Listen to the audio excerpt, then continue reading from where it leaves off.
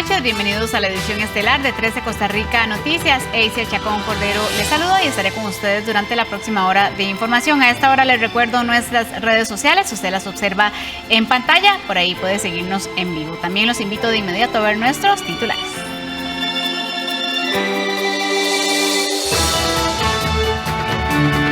En su última rendición de cuentas, el presidente Carlos Alvarado dijo nuevamente que se va dejando la casa en orden. Destacó logros en reactivación económica e infraestructura. Pese a señalar éxito en obras de infraestructura, los sectores le critican al gobierno la deficiencia en materia de puentes y el escándalo de la corrupción por el caso Cochinilla. Consumidores de Costa Rica pedirá al nuevo gobierno 3 acciones para frenar los aumentos de gasolinas. Una de ellas es pedir la intervención de la ARECEP. La Comisión Nacional de Emergencias aprobó la aplicación de la 4ª dosis de la vacuna contra la COVID-19 en población mayor de 50 años y con factores de riesgo. En las informaciones internacionales, Ucrania está viviendo una escasez de combustible a raíz de la guerra.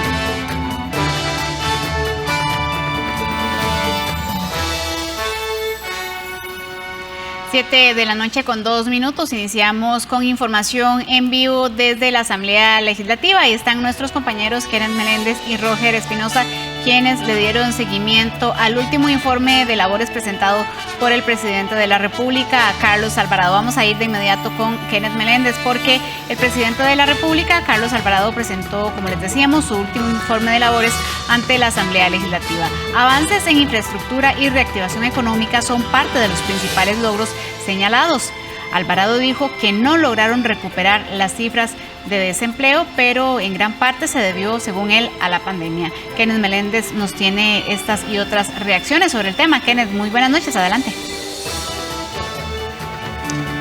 Muy buenas noches, Eicia, muy buenas noches a todos los que nos siguen a través de 13 Costa Rica Noticias. Efectivamente, un día bastante movido donde evidentemente el tema central fue el informe del presidente de la República, quien obvió algunos temas importantes como el caso de OPAT, como el caso Cochinilla, pero que le dio mucho énfasis a temas de avances en infraestructura y de reactivación económica, algo que veremos en la siguiente nota.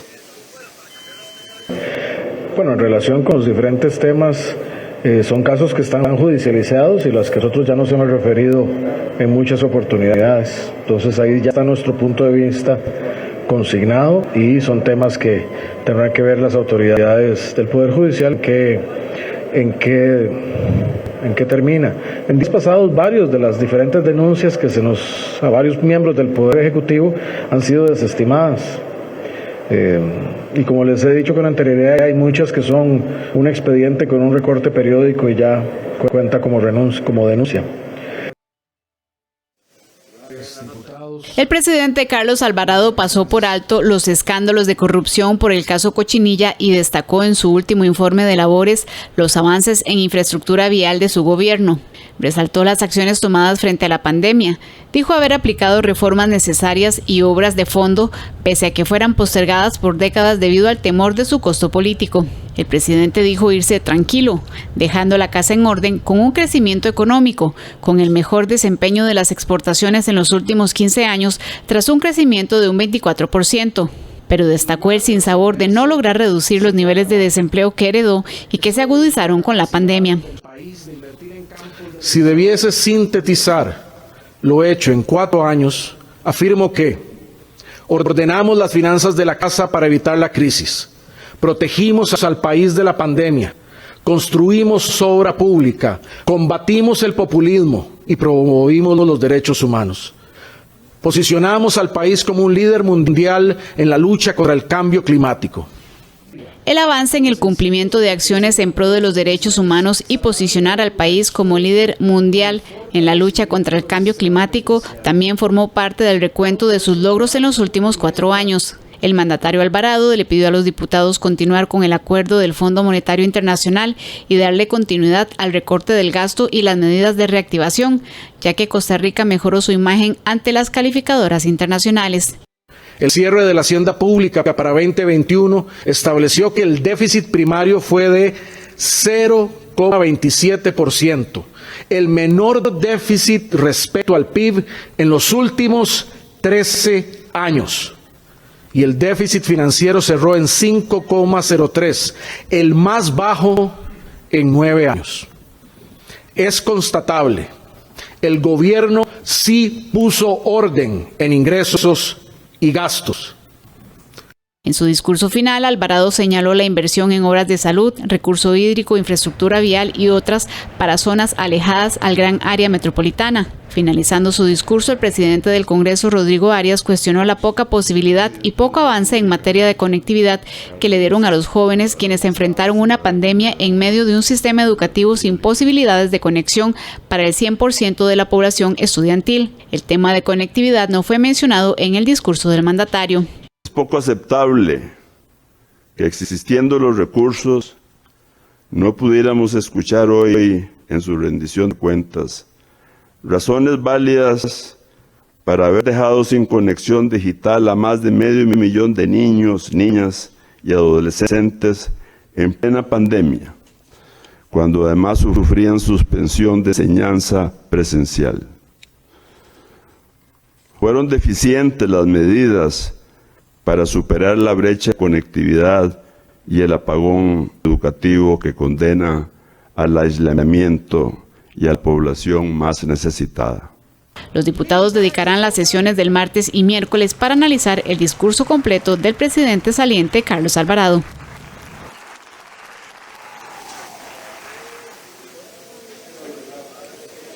Además de este reclamo por no hablar del tema de conectividad y del rezago educativo, también se unieron las voces que critican el hecho de que no se mencionó casos como el de Lopat y la Cochinilla, casos muy sonados dentro del gobierno de Carlos Alvarado.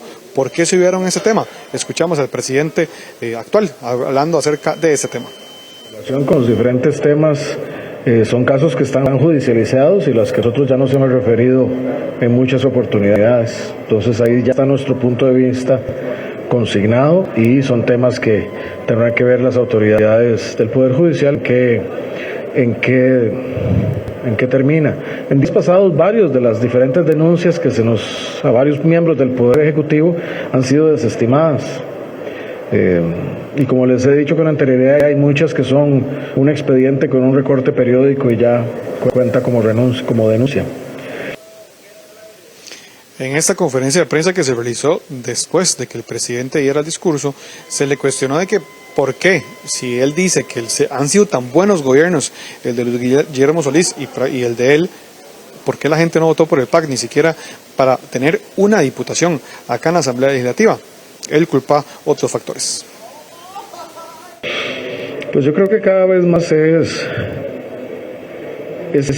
las y los costarricenses se fijan en las personas que están liderando más que en los partidos, y eso creo que ha quedado manifiesta por la misma elección del presidente electo, que viene de una agrupación nueva, y la gente votó más por esa opción que por una propuesta partidaria. Yo creo que eso pesa mucho ahora. Esa sería mi lectura.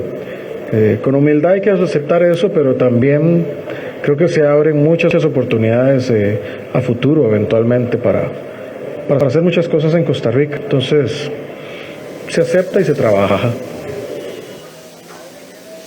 Los diputados actuales también se quejaron porque hubo poca mención acerca del trabajo que hicieron los legisladores anteriores, que ayudaron al gobierno de la República a solventar algunas de las principales crisis y también sacar a proyectos importantes que venían en esta línea. Eso fue lo que dijo el presidente acerca de la poca mención que hizo de los legisladores que ya salieron.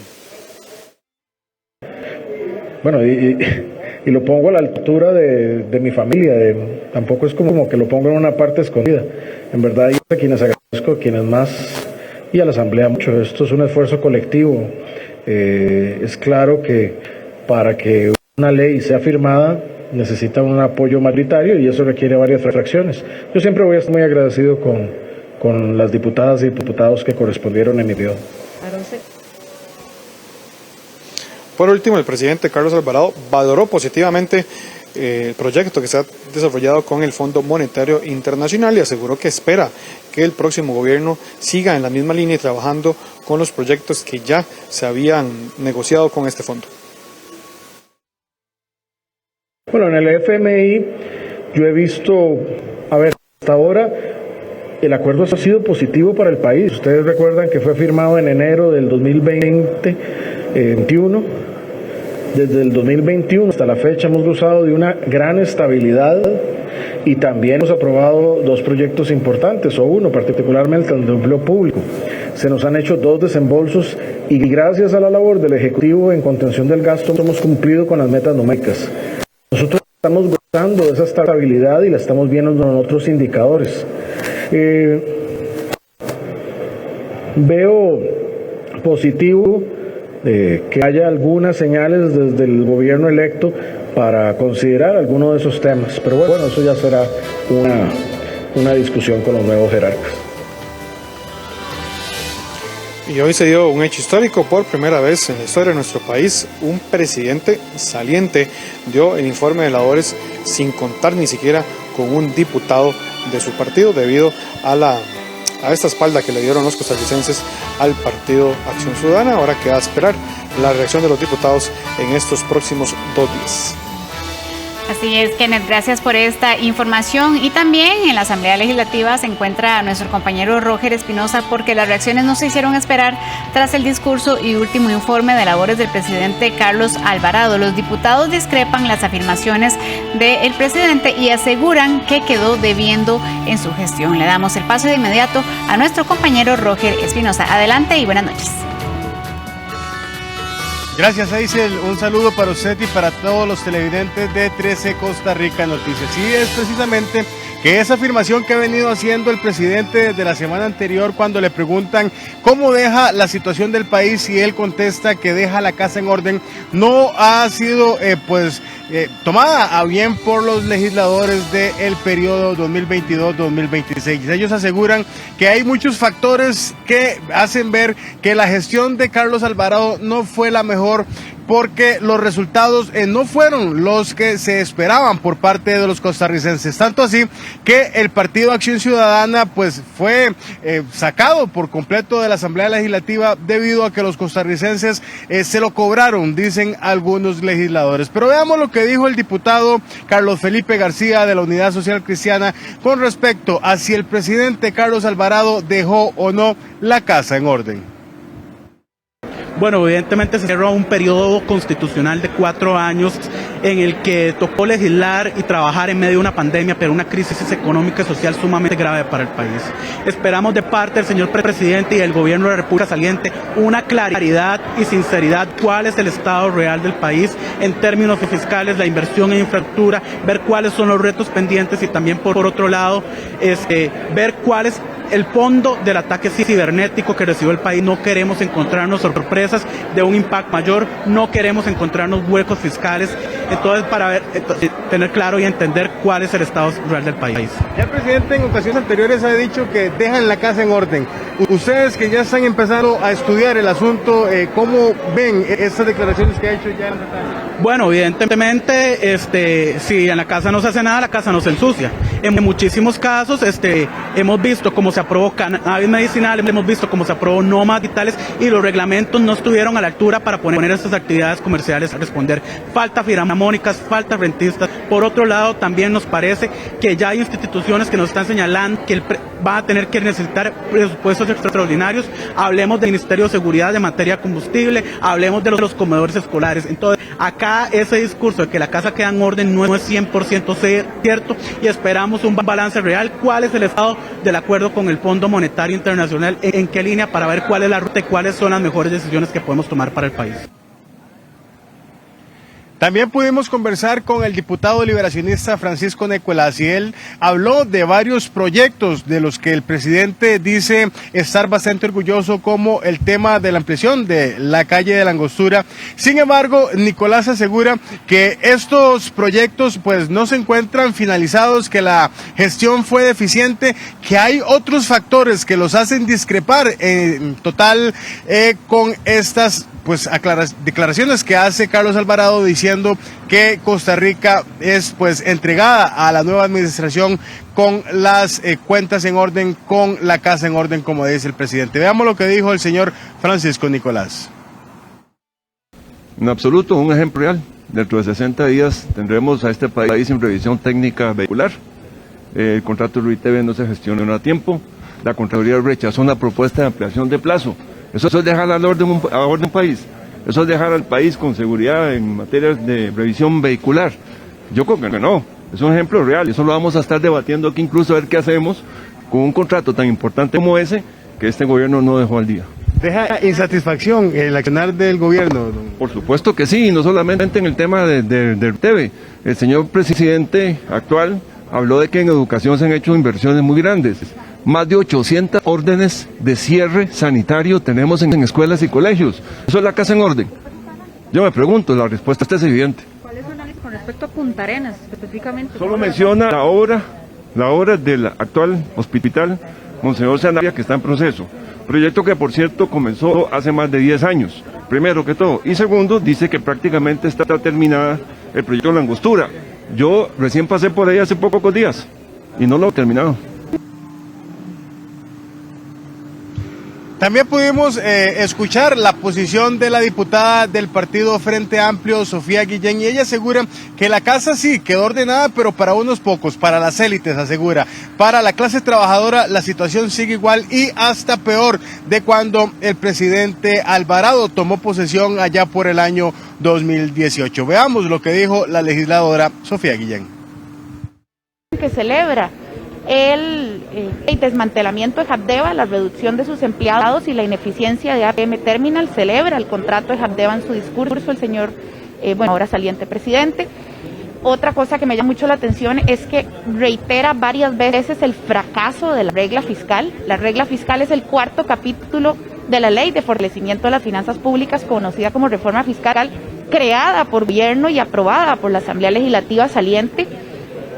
Y esa regla fiscal mal hecha, que en su momento dijimos que estaba mal hecha y que en su momento el gobierno defendió a muerte, llega hoy a decir en su despedida, en su discurso de cierre, que sí, que la regla fiscal está mal hecha y que ha fallado en un montón de temas, y él goza varias veces, al menos 3 veces menciona la regla fiscal. De cierta forma dando la razón, ¿no?, a este terrible error que se comete. Me llama la atención el poco énfasis que hace en materia de educación, de la brecha digital y del atraso y el apagón educativo de estos años, y la poca mención que hace también de la problemática de la desigualdad en Costa Rica. Creo finalmente que otra cosa que me llama la atención tiene que ver con que no menciona la ruptura de estos canales de diálogo, la pérdida de la legitimación del propio gobierno y de la institucionalidad pública, en gran parte derivada por un gobierno, en mi opinión, con muy poca vocación a un diálogo que construya, no a la pantomima, sino que construya. Se dinamitaron muchísimo esos canales de diálogo entre sectores sociales, gobiernos e institucionalidad pública. Creo que ese es un precio que el país paga debido a este gobierno saliente y que, bueno. Muy bien, ya pudieron escuchar algunas de las impresiones de los legisladores totalmente discrepando con lo dicho con el presidente de la República. Aseguran que la administración quedó a deber mucho en cuanto a obra vial, en cuanto a infraestructura de educación y en cuanto al tema de la conectividad en el tema de educación. Y bien, bueno, ese fue el último discurso del señor presidente de la República ante los nuevos diputados que se realizó durante esta tarde, bueno, y que ya ustedes pudieron observar un poco de lo que de lo acontecido durante esta sesión que tuvieron los diputados con el presidente de la República. Y por lo pronto, esa es la información que tenemos. Esto fue un reporte de Roger Espinosa Mendieta para 13 Costa Rica Noticias. Gracias, Roger, por esta información, a usted y a nuestro compañero Kenneth Meléndez también. Tema que sin duda alguna dará más reacciones durante los próximos días. Recordemos que será mañana y el miércoles cuando los diputados tomen el tiempo completo de la sesión para analizar este informe de labores. Son las 7:20, hora de hacer una pausa comercial. Cuando regresemos, le contamos que pese a señalar éxito en obras de infraestructura, los sectores le critican al gobierno la deficiencia en materia de puentes y el escándalo de corrupción por el caso de Cochinilla. Cuando regresemos, un reportaje especial de nuestra compañera, la periodista Rita Valverde.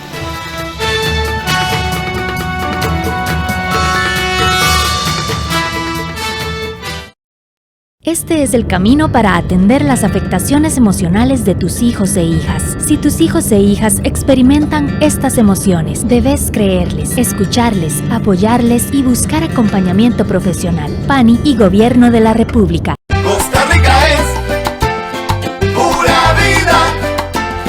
Costa Rica es mi patria querida. Una montaña que besa una nube, un jardín lleno de flores y sueños, todo un Edén con un pueblo bello. Costa Rica, Costa Rica, Costa Rica. Una voz que entona un Café Nacional, de lunes a viernes a las 10:30 de la mañana. Solo en 13, Costa Rica Televisión.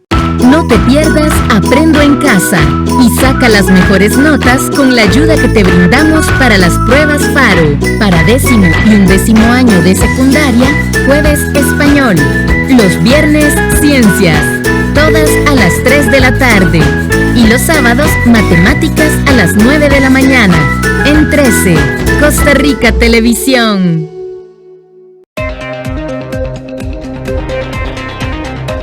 Esta semana en Código 13 tiene que acompañarnos. Tenemos muchísimas noticias, pero sobre todo información curiosa. Te vamos a mostrar un robot que protege las ruinas de Pompeya en Italia. Además, recomendaciones y trucos para sacarle un mejor provecho a WhatsApp, que a veces no conocemos y no tenemos claro. Así que les invito para que nos acompañen.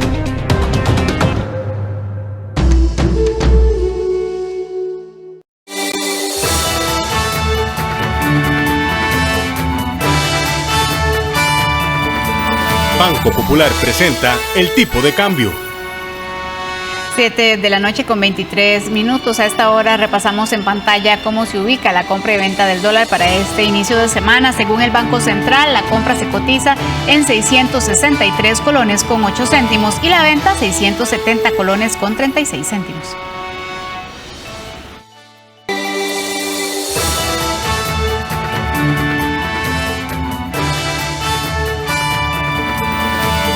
Banco Popular presentó el tipo de cambio.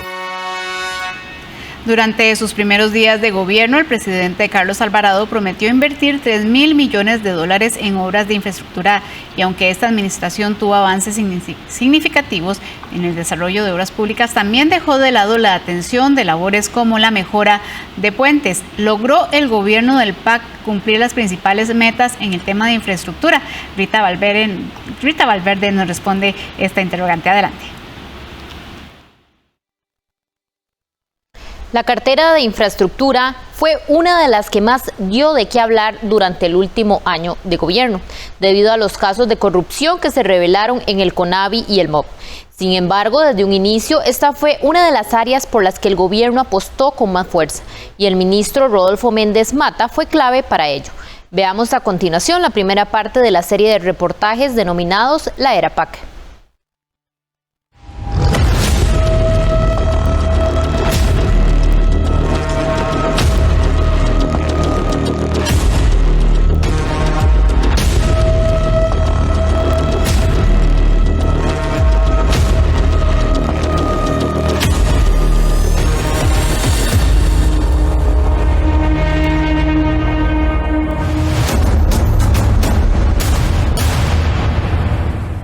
La mayor obra de infraestructura pública que nos corresponderá construir es devolverle la confianza a la ciudadanía en que sí podemos, de que sí podemos construir infraestructura en tiempo, costo y calidad. Esto no ocurrirá de la noche a la mañana o sin tomar acciones determinadas y ejecutar cambios y reformas de fondo. Hemos comprometido avanzar de manera decidida con la construcción del tren rápido de pasajeros, con la sectorización del transporte público y con la ampliación de la Ruta 27 bajo esquema de concesión. También dar avance y certeza y claridad en la ejecución de obras como la carretera San José-San Ramón, la carretera San Carlos, la ruta Florencio El Castillo a Cartago, la ruta 32 en Limón, el tramo de Cañas Barranca. También ha llegado la hora de innovar y acelerar el ordenamiento territorial del país.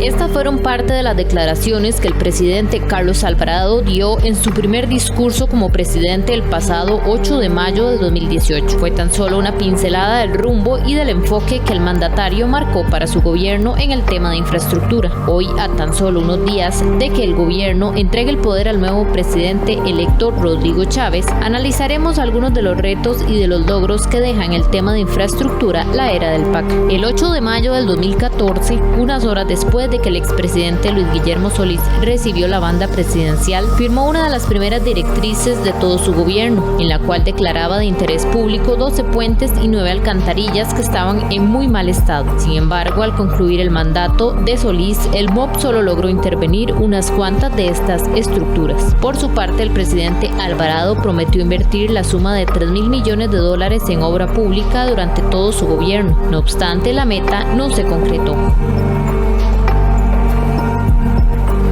Primero que todo, debemos indicar que la construcción de obra pública es un elemento catalizador de la economía del país.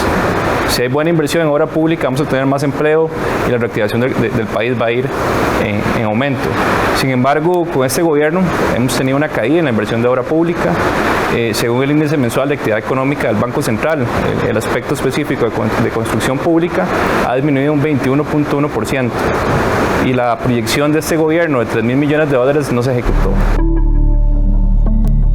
Respecto al desarrollo y ejecución de los proyectos, el Laboratorio Nacional de Materiales y Modelos Estructurales, la NAME, destacó que este gobierno concretó proyectos de infraestructura que estaban pendientes desde años atrás. El gobierno sacó una lista importante de proyectos a impulsar y sí logró varios de esos y esenciales para el país. Estamos hablando de la rotonda de las garantías, la rotonda de la bandera y el acceso a la Facultad de Derecho de la Universidad de Costa Rica y la rotonda de Guadalupe. De igual forma, lo que es el tramo norte de la circunvalación, para ya tener la circunvalación terminada después de 60 y pico de años. Y fueron proyectos que realmente todos hemos visto que se han llevado a cabo y que ha habido un compromiso en ese sentido. Adicionalmente a ello, se quedó debiendo, por ejemplo, con el proyecto de San Carlos, quedó debiendo con proyectos de la ruta San José-Cartago. Al final de cuentas, este gobierno sacó muchos proyectos que estaban estancados durante muchos años, que son proyectos que han sido proyectos de muchos otros gobiernos. ¿Cuáles fueron algunas de las obras de infraestructura más importantes que se llevaron a cabo durante este gobierno y cuál es su estado? La Ruta 32. Las obras iniciaron en noviembre del 2017 y debían de estar listas en el 2020. Durante este gobierno se alargó en varias ocasiones la nueva fecha de finalización. Circunvalación. Este proyecto dio inicio desde 1955 en el tramo sur y el tramo norte es el que se concluye. Se extiende desde La Uruca hasta Calle Blancos. Meses atrás se inició la construcción de la última y quinta etapa. Taras-La Lima. Las obras iniciaron en el 2020 y pretendían concluir en 2022. Sin embargo, la obra ha sido paralizada en varias ocasiones. Limón-Alcañas. El proyecto tuvo que haber concluido en septiembre del 2020, pero tuvo problemas con expropiaciones y con la reinstalación de servicios públicos.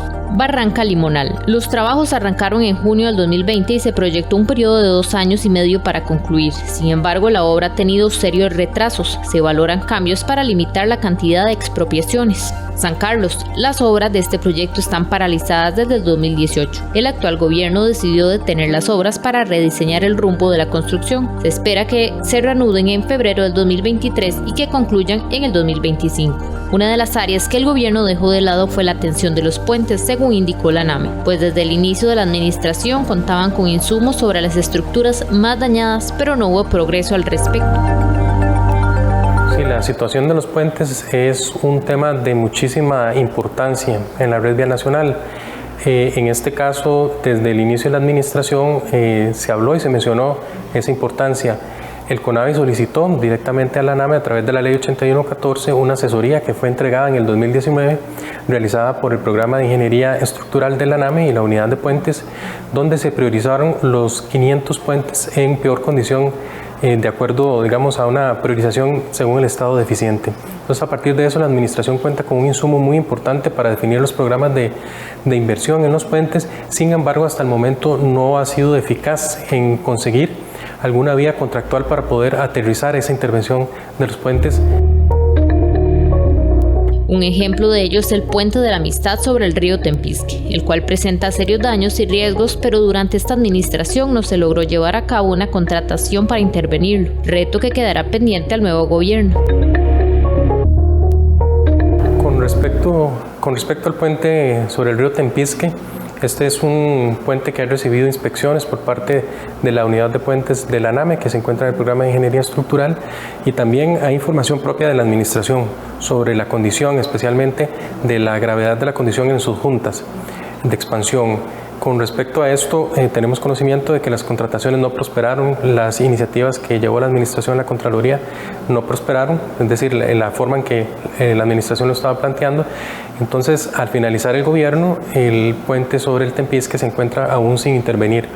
En esto es muy importante llamar la atención respecto a la importancia que tiene en cuanto a la economía y a la logística de toda la región de Guanacaste que tiene este puente, por la dificultad para acceder a rutas alternas, que sería básicamente la Interamericana Norte hasta en Liberia.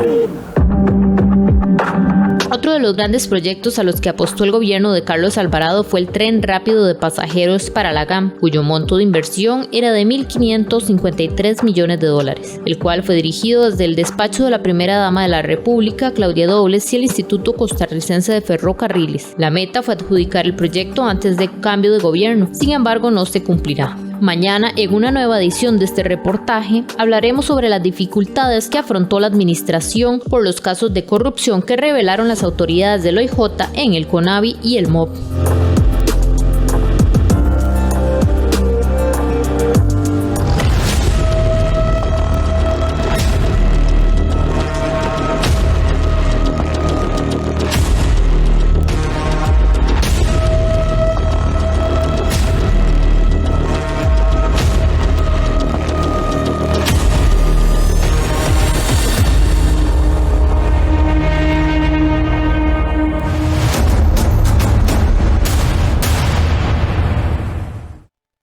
Como bien veíamos en esta primera entrega, la meta de Carlos Alvarado al inicio del gobierno fue invertir $3.000 millones en obras de infraestructura, la cual no se cumplió, y también durante este último año se vieron afectadas distintas obras debido al impacto de los casos de corrupción, el caso conocido como Cochinilla.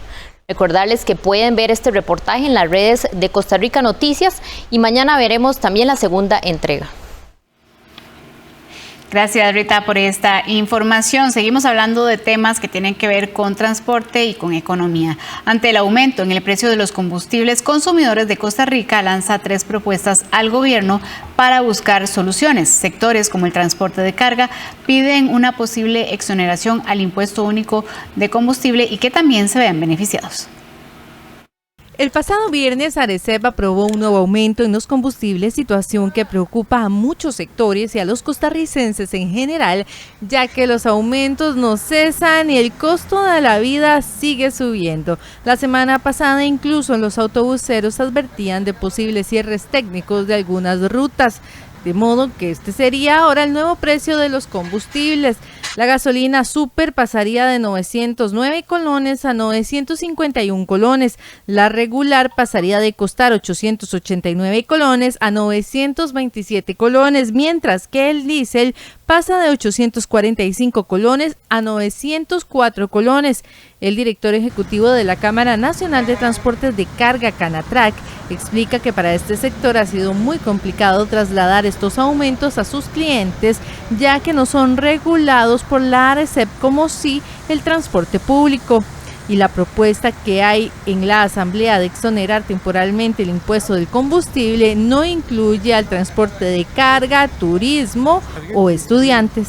Ahora luego se nos suma la crisis de contenedores, donde la disponibilidad de equipos para importación, exportación y bueno, nos pone la cereza en el pastel este incremento exponencial en el precio del combustible asociado al tema del conflicto bélico de Rusia-Ucrania.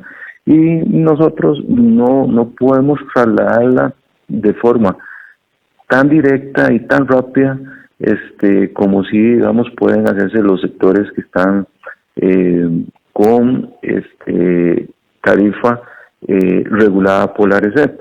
Por otra parte, desde Consumidores de Costa Rica hacen 3 propuestas para bajar el precio de los combustibles, donde incluso piden la intervención de Recope.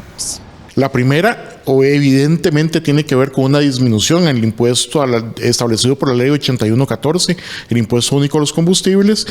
Tiene que darse una revisión de las metodologías tarifarias de ARECEP, de tal manera que podamos ver los costos reales de la actividad y no los presupuestos que se establecen con los aumentos de cada mes. Y también hemos propuesto necesariamente intervenir Recope para verificar que ese porcentaje que ellos cobran del precio de los combustibles sea realmente el adecuado por un servicio que se brinda, que en realidad consideramos que no debería tener el costo que se nos cobra a los costarricenses. Según el economista Daniel Suchar, es muy posible que muy pronto Recope solicite una nueva alza. Definitivamente, en un año inflacionario, no solamente desde el punto de vista externo a nivel mundial, sino que Costa Rica también va a estar sufriendo estas cifras de incremento en todos los productos y servicios que tenemos hoy en día en el país, y por supuesto se vislumbra que en la próxima revisión que pueda estarse solicitando de parte de la refinadora costarricense de petróleo a la ARECEP, posiblemente pueda haber todavía espacios para aumentar un poquito más este combustible, que como bien sabemos no es responsabilidad o culpa internamente en Costa Rica, es un fenómeno que viene del exterior. En lo que va del año se han aprobado 6 alzas en el precio del combustible. El diésel es el que más ha subido, con un total de 234 colones desde enero de este año. Los más recientes ciberataques detectados en el país se han registrado en municipalidades. Durante el fin de semana se reportaron amenazas en las de Santa Bárbara, Buenos Aires, Garavito y Alajuelita. Las autoridades de gobernanza digital trabajan extensas jornadas para devolver la tranquilidad a los ciudadanos ante las amenazas de Conti, que dio tiempo hasta hoy para cumplir con sus exigencias. En el momento no hay evidencia de exfiltración de información, tampoco de tampoco de cifrado de información, y que el incidente está contenido. Ahora lo que corresponde es continuar haciendo los análisis y eliminar los archivos maliciosos que hubiera en el sistema, pero estos archivos no se activaron. El director de Gobernanza Digital informó que los ciberdelincuentes están centrando sus amenazas en instituciones descentralizadas, pero que los esfuerzos por detectar y controlar las amenazas están debidamente estructuradas. El día de hoy vence el plazo que los ciberdelincuentes colocaron en el último mensaje en el portal, en el blog web donde dan los anuncios de los ataques que ellos realizan, indicando que en un plazo de 2 a 3 días, esos 2-3 días, tercer día tiene vencimiento el día de hoy, estarían pues publicando toda la información, y que pues que si no teníamos contacto con ellos, pues que ellos seguirían a la siguiente parte de su proceso, que hacían referencia hacia que Costa Rica era un gran botnet. Entonces estaríamos pues, estamos en constante monitoreo para ver si hay movimiento a nivel del blog de estos delincuentes cibernéticos. También estamos ya desde el viernes, ya habíamos realizado las coordinaciones con los diferentes proveedores de Internet. Hoy estamos también en coordinaciones con ellos para poder monitorear si hay algún cambio en el tráfico de Internet a nivel interno del país, o si hay tráfico anormal que venga fuera del país. En el MISID compartieron con funcionarios informáticos de todas las dependencias de gobierno central e instituciones descentralizadas herramientas de detección y control que les ha permitido, de momento, contener los numerosos asedios de Conti. Las autoridades prevén cambios en el flujo de los ataques, pues hoy vence el plazo que dieron los ciberdelincuentes para comenzar a realizar un gran botnet, que es el control remoto malicioso de las computadoras de las instituciones, con el cual podrían propagar virus, spam o realizar ataques de denegación de servicio distribuido. Autoridades alistan todos los informes para que el nuevo gobierno no tenga un traslape de información y pueda dar continuidad a los procesos de protección que se desarrollan. En otras informaciones, la Comisión Nacional de Vacunación y Epidemiología acordó aprobar la aplicación de la cuarta dosis de la vacuna contra la COVID-19 en población de 50 años en adelante e inmunosuprimidos, así como personas de 12 años o más. La cuarta dosis se podrá aplicar 4 meses después de colocada la tercera. Cabe destacar que esta cuarta dosis no es obligatoria en ningún caso, por lo que solo se la aplicarán las personas que así lo deseen. Hasta finales del mes de abril, 4.401.102 costarricenses contaban con al menos la primera dosis de esta vacuna, mientras que según datos del Sistema Integrado de Vacunas de la Caja Costarricense de Seguro Social, aún hay parte de la población que no se ha vacunado. La Comisión Nacional de Vacunación y Epidemiología, en la sesión ordinaria del mes de abril, acordó aprobar la cuarta dosis de la vacuna contra COVID-19. Esto será para personas mayores de 50 años y también para personas inmunosuprimidas a partir de los 12 años de edad. Es importante indicar que la cuarta dosis se puede aplicar una vez que hayan transcurrido 4 meses después de haber recibido la tercera dosis, y también es importante mencionar que esta cuarta dosis no es obligatoria. Se la aplica únicamente quien así lo desee.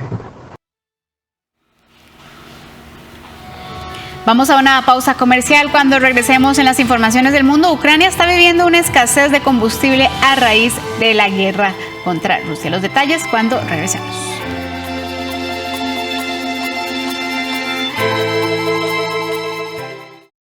Este es el camino para atender las afectaciones emocionales de tus hijos e hijas. Si tus hijos e hijas experimentan estas emociones, debes creerles, escucharles, apoyarles y buscar acompañamiento profesional. PANI y Gobierno de la República.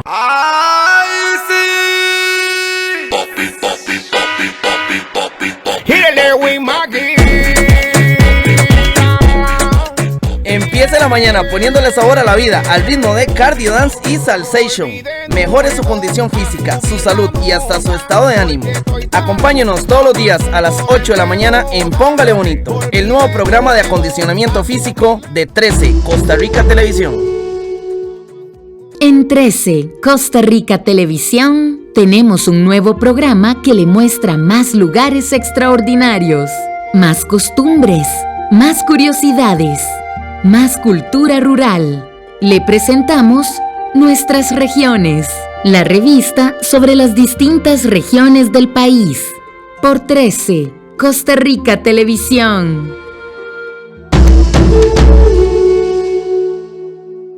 Distancia es igual a velocidad por tiempo. Preguntale sobre distancia a estudiantes de la UNED. Que te hable de distancia a alguien que ha recorrido mucho o a alguien que está empezando. Personas que quieren dejar una huella en su comunidad. Personas que tienen un motivo o dos para luchar por sus sueños. El único requisito para matricularse es querer triunfar. UNED, la universidad en los territorios.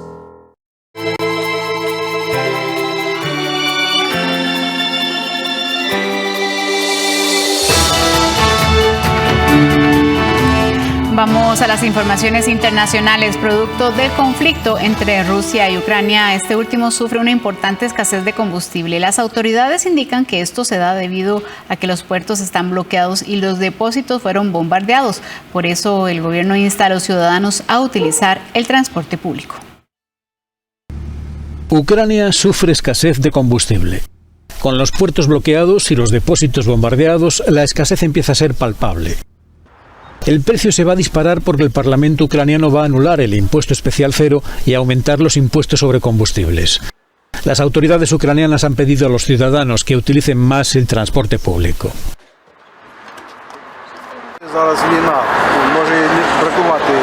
Ahora estamos en guerra, así que puede haber escasez de combustible, pero tengo que ir al trabajo todos los días. Es imposible llegar a la orilla izquierda de Kiev en transporte público. Hay largas colas de vehículos en las gasolineras y los conductores solo pueden comprar 10 litros de gasolina cada vez. Hay un déficit causado por los ataques de la Federación Rusa a los depósitos de petróleo. Son objetivos estratégicos importantes y aunque nos apresuremos a reparar todo, es difícil hacer frente a algo así. En Kiev este domingo algunas gasolineras cerraron debido a la escasez, mientras que en otras solo quedaba gasóleo. 7:46, hacemos una pausa comercial. Al volver en los deportes, Saprissa sigue con esperanzas en el torneo tras su agónica victoria ante Pérez Celedón. Ya casi volvemos con estas y otras noticias deportivas.